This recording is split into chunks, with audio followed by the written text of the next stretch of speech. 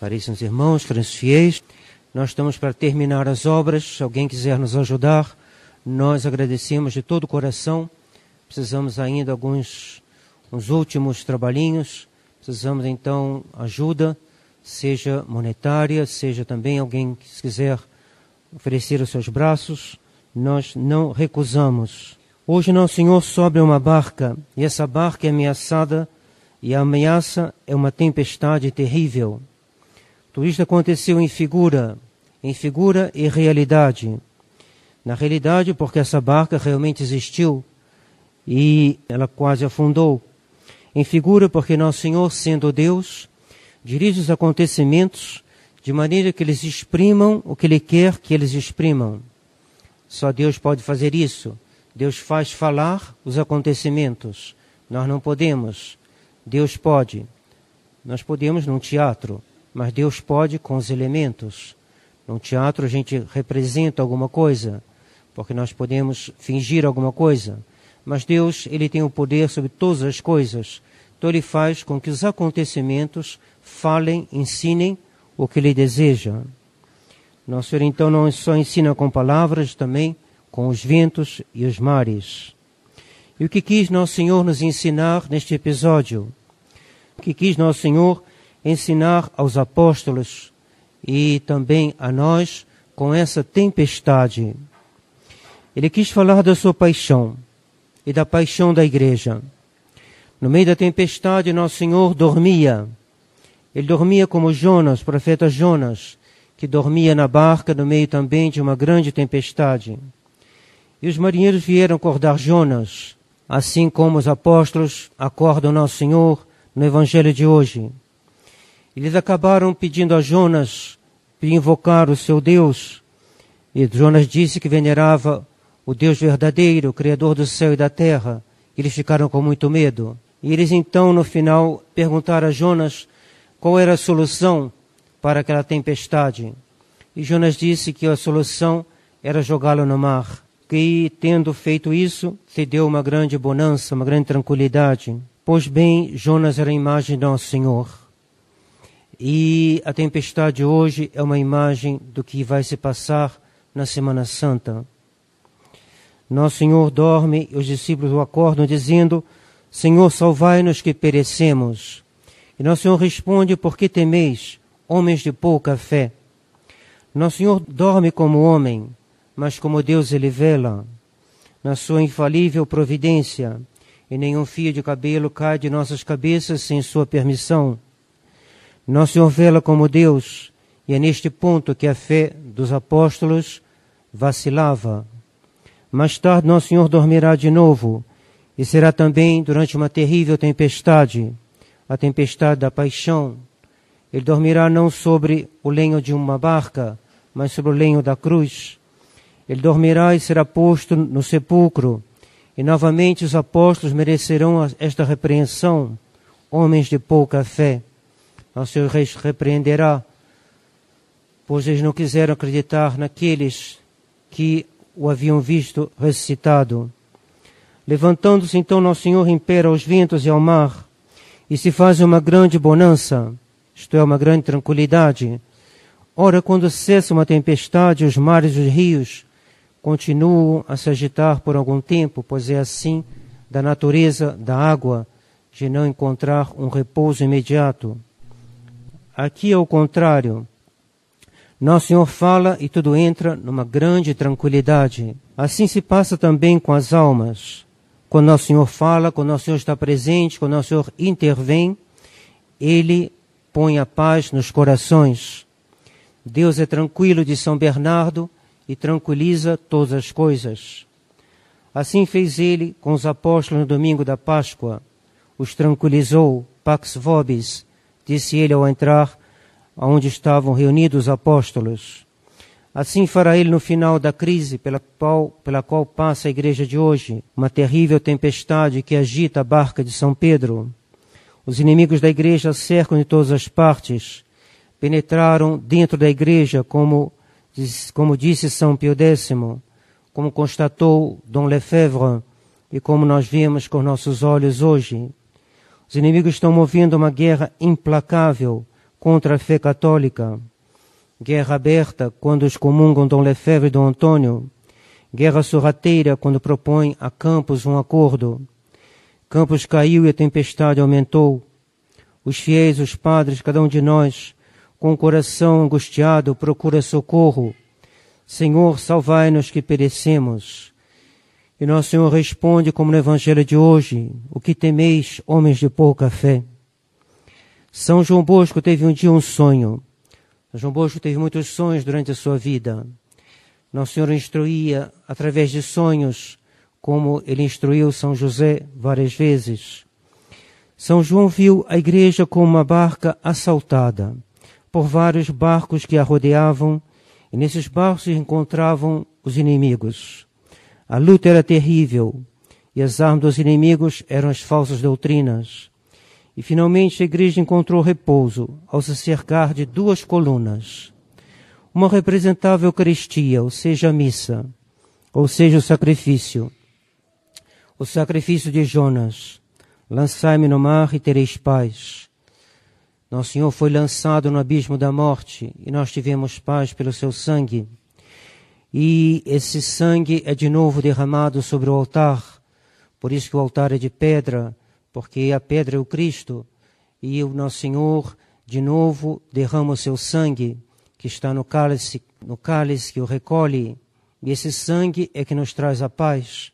E os inimigos, sabendo disso, eles conspiram contra a missa, porque eles sabem que se o número de missas diminuir, o número de padres que creem na realidade do sacrifício da missa diminuir, assim eles terão mais chances de investir a igreja. E pensam eles, na sua loucura, pensam eles em derrubá-la. Mas mesmo se eles não derrubam a igreja, eles derrubam muitas almas.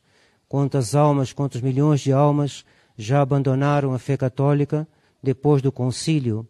E quantas ainda continuam a abandoná-lo?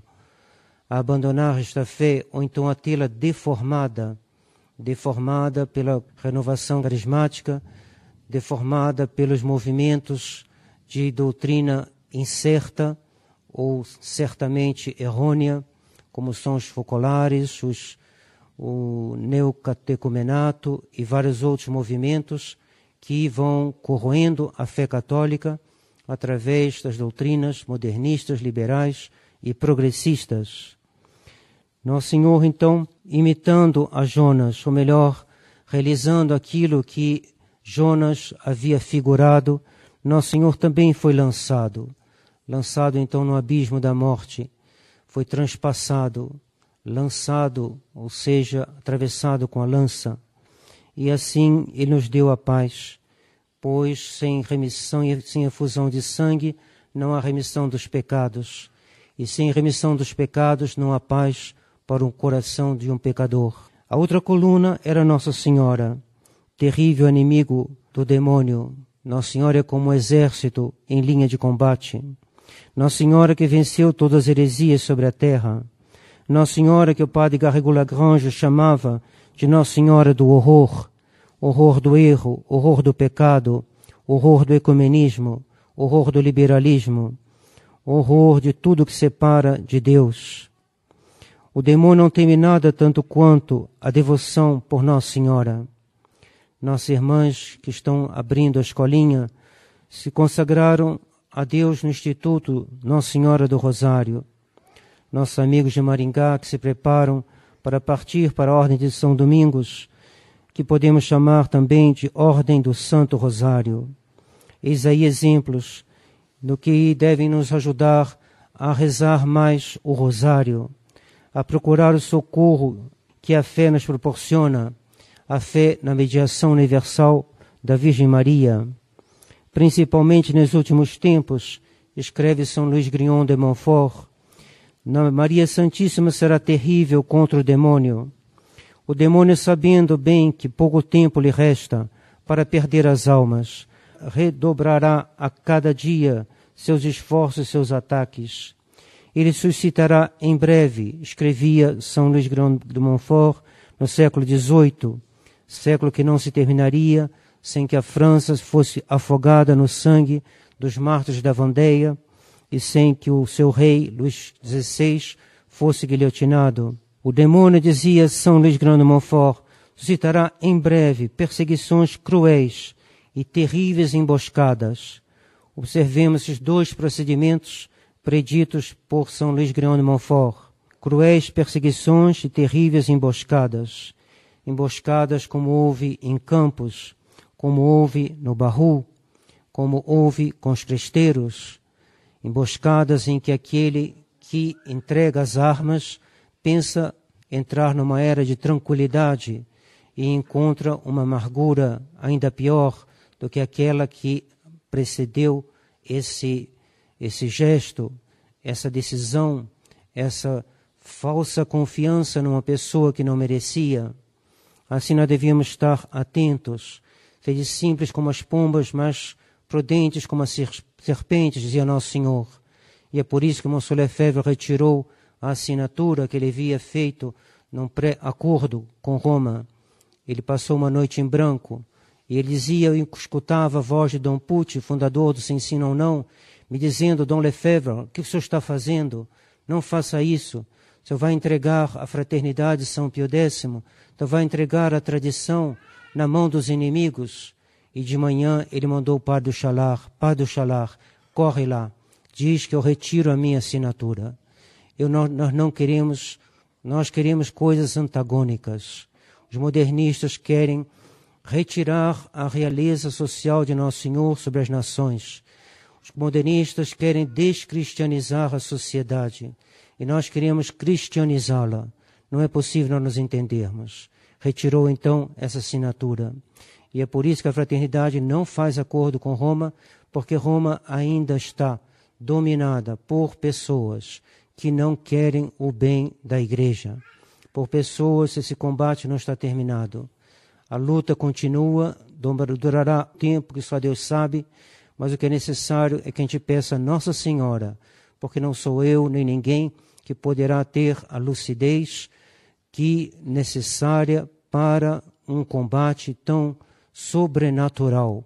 A única pessoa que pode ser de um auxílio infalível é a Virgem Maria.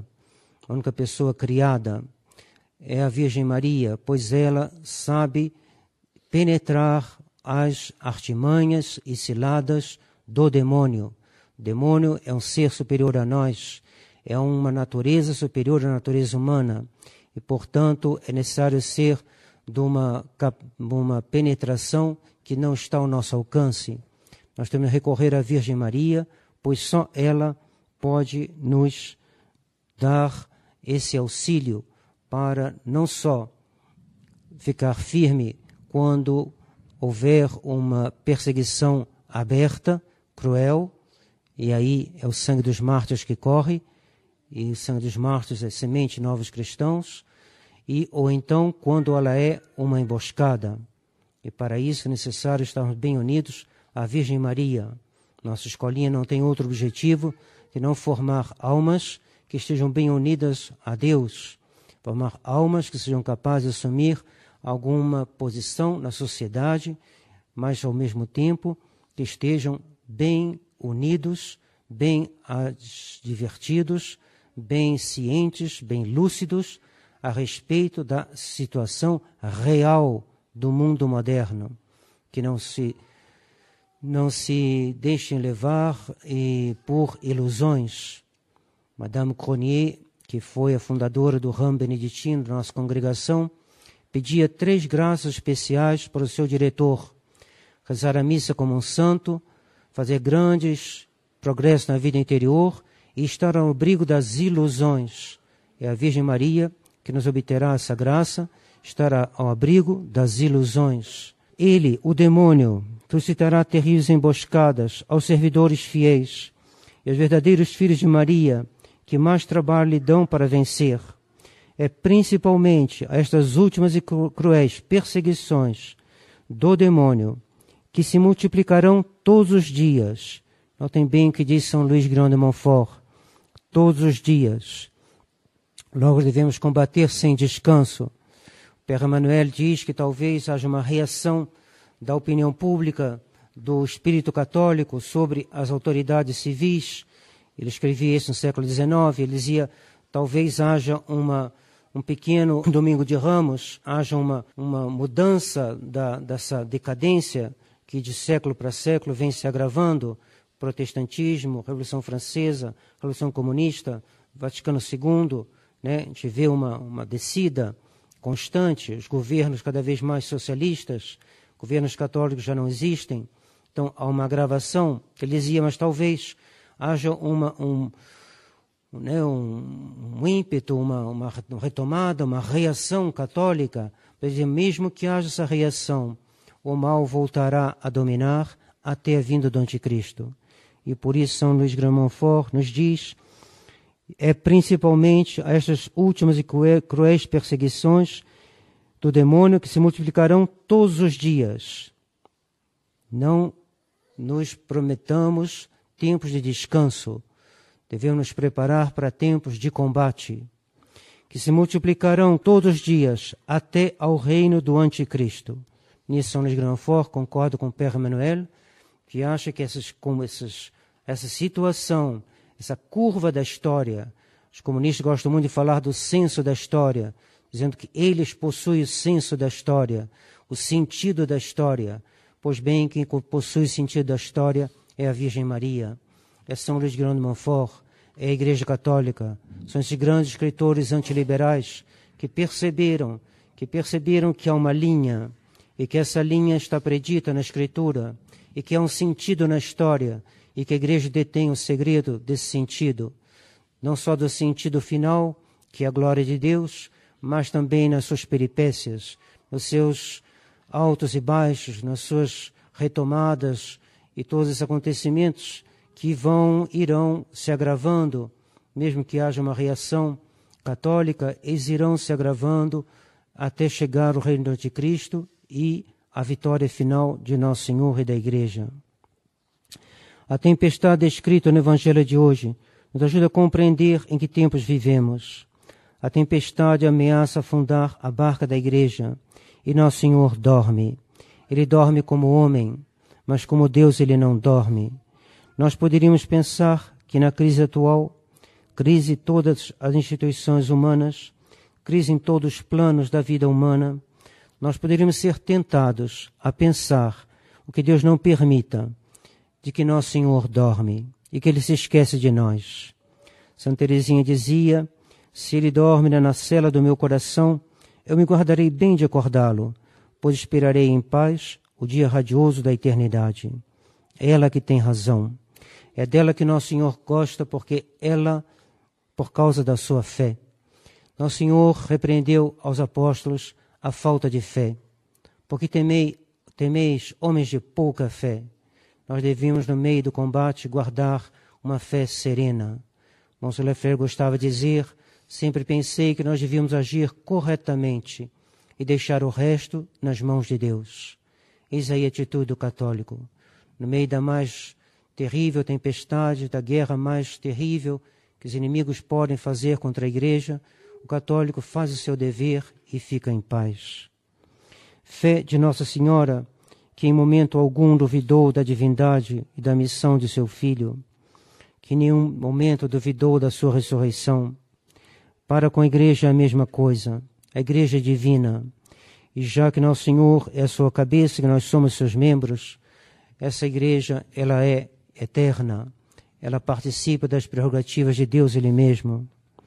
Assim nós devemos imitar a fé de Nossa Senhora, devemos pedir-lhe que nos dê a sua fé, para vencermos o demônio e seus sequazes, para descobrirmos seus embustes, como Dom Lefebvre, que viu bem que não devia fazer aquilo que Roma lhe propunha, e assim salvou a tradição com as sagrações episcopais de 1988. Cegamos e a fraternidade seguindo, recusando as propostas de Roma até agora. Sejamos, pois, filhos de Maria, como Jacó, que, ouvindo a sua mãe, Rebeca, que é uma figura da Virgem Maria, se recobriu das roupas de seu irmão. E nós devemos fazer o mesmo, nos recobrindo dos méritos de nosso Senhor Jesus Cristo. E para isso devemos receber os sacramentos. São os sacramentos, a assistência à missa, o estudo do catecismo também, tudo isso nos recobre de Nosso Senhor. Deus só ama uma pessoa neste mundo. Deus, Pai, só ama o seu próprio Filho. É o próprio Filho no qual Ele pôs todas as suas complacências. Ele não reservou suas complacências para outro, reservou todas para o seu Filho. E se nós não tivermos revestidos dos méritos de Nosso Senhor, daquilo que faz com que Nosso Senhor, como Pai, quando Ele nos verá, se Ele não ver a imagem de Jesus em nós, se Ele não ver em nós as roupas de Esaú, Ele dirá: este não é o meu primogênito, este não tem direito à minha bênção. E nós seremos rejeitados. Então procuremos nos cobrir com os méritos de Jesus Cristo. E se faz pela fé e os sacramentos. E se faz pela graça, a graça da fé, que opera pela caridade e que nos é comunicada pela paixão de Nosso Senhor, cujos méritos chegam até nós pelos sacramentos. Sou Esaú, ou seja, sou Jesus, vosso primogênito. Dai-me vossa bênção por toda a eternidade. Aí então se fará uma grande bonança. Os ventos cessarão, as ondas se calmarão, toda lágrima será secada e nós gozaremos da vida eterna. Vida porque Deus é a própria vida, eterna porque Deus é eterno. Que a Virgem Maria, medianeira de todas as graças, nos obtenha esta graça pelos méritos do seu Filho, assim seja. Em nome do Pai, do Filho e do Espírito Santo. Amém.